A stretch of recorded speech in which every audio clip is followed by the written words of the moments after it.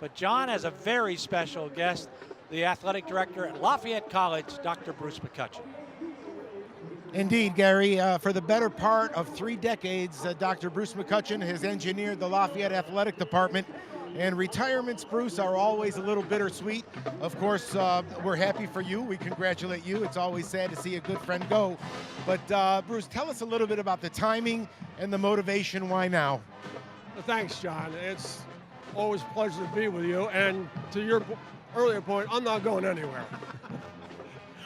Once a leopard, always a leopard. Exactly right. You know, I live 2 blocks in the sports center, as you know, and plan on being around. I don't know what's next. I got some ideas. I'm not done working, not done being productive, but it's really time to do something new. Well, you and I both share a couple of common elements of the Lafayette experience. Of course, your son, McCutch, is a lawyer now, a graduate, Ian, and my daughter is a lawyer as well. We live on College Hill. You're right. Once you're on College Hill, once you're a part of the Lafayette experience, you're that forever. But you've overseen some elements of the Lafayette program that are going to be with us all a long, long time, long after you and I are gone.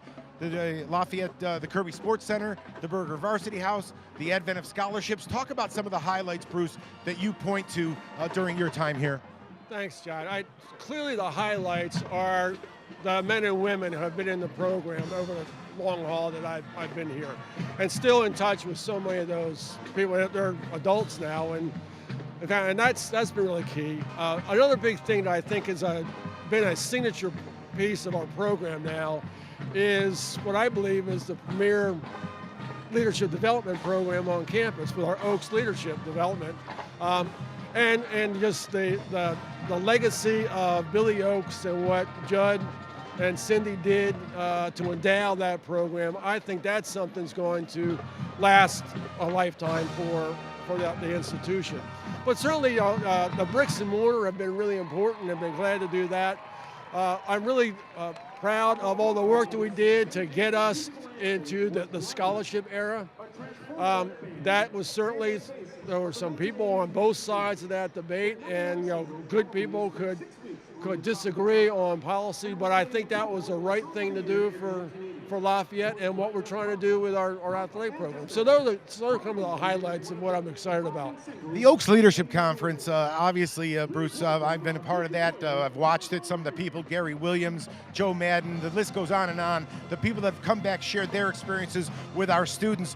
But maybe one of certainly a kind of a watershed moment happened away from campus. And I remember the discussions taking place around game number 150, Lafayette-Lehigh in New York City at Yankee Stadium. You were a huge proponent of that, and not everyone was. It took some vision. Well, thank you. Yeah, Joe Stair and I talked years before that came down the pike and just said, we want to make sure that this is a memorable thing, particularly for the young men who are going to be playing in it. And so, yeah, we went through that. It was not received in all quarters, but I just knew it was the right thing to do. And I give great credit to Dan Weiss, who was the president at the time, pitched the idea to him, and he just said, go make it work. And we did. Yeah, it was from Thursday to Sunday, actually, the day after the game. It was an incredible experience, and we actually kicked off our capital campaign. We built so many other programs around that. Bruce, we're the smallest school in the Patriot League.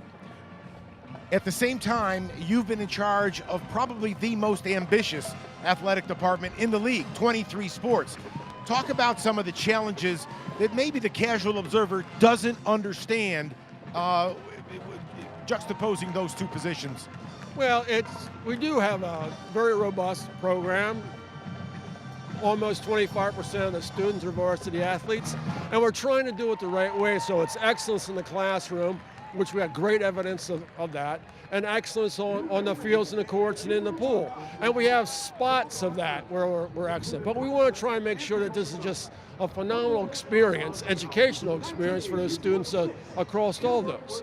And back to the point about the 150 in New York City, we have to be in that mindset that we are a great institution and we need to be on that great stage. And I think that's what the New York experience taught I think, our institution is we belong on the big stage.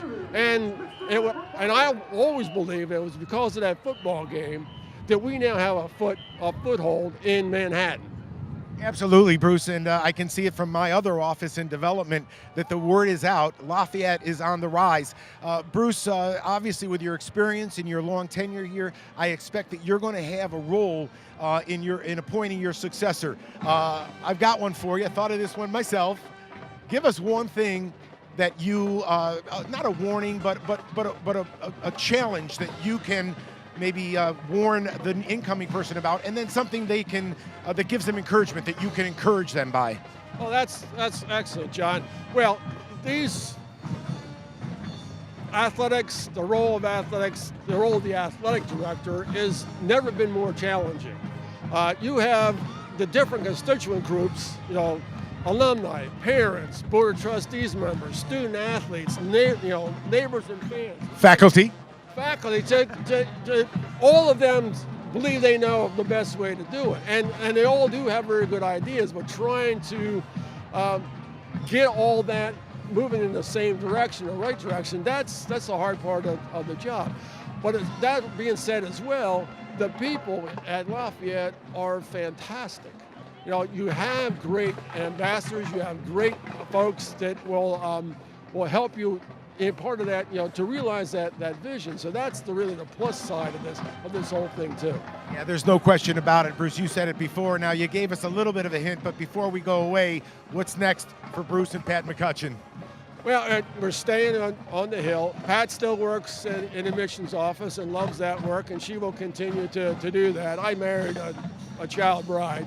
And she is just, she's the light of my life, my best friend, and I look forward to spending time there.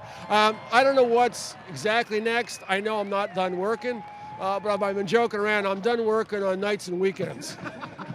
I have to tell you, there is no season. That's another thing. The football folks want you to handle football, the baseball, it's a 12-month-a-year job for an athletic director. Yeah, there's a lot, but I told people for decades, I still get to come out of the tunnel on Saturday, and that's pretty cool. Absolutely. Well, Bruce, listen, there's a microphone for you if you want to substitute for me, but I have to tell you, you and I go back a long way. I remember when you got here. Thank you for all of your support over the years, in the good times and the bad. Lots of reasons why you win, lots of reasons why you lose. Not everybody out there knows all about them, but Bruce, you've been a good soldier through it all. Thank you very much, John. It's been a wonderful thing, and I'm a leopard for life. You got it. And we're happy to have you and lucky to have you. Gary Michael, one of the class acts on the Lafayette campus.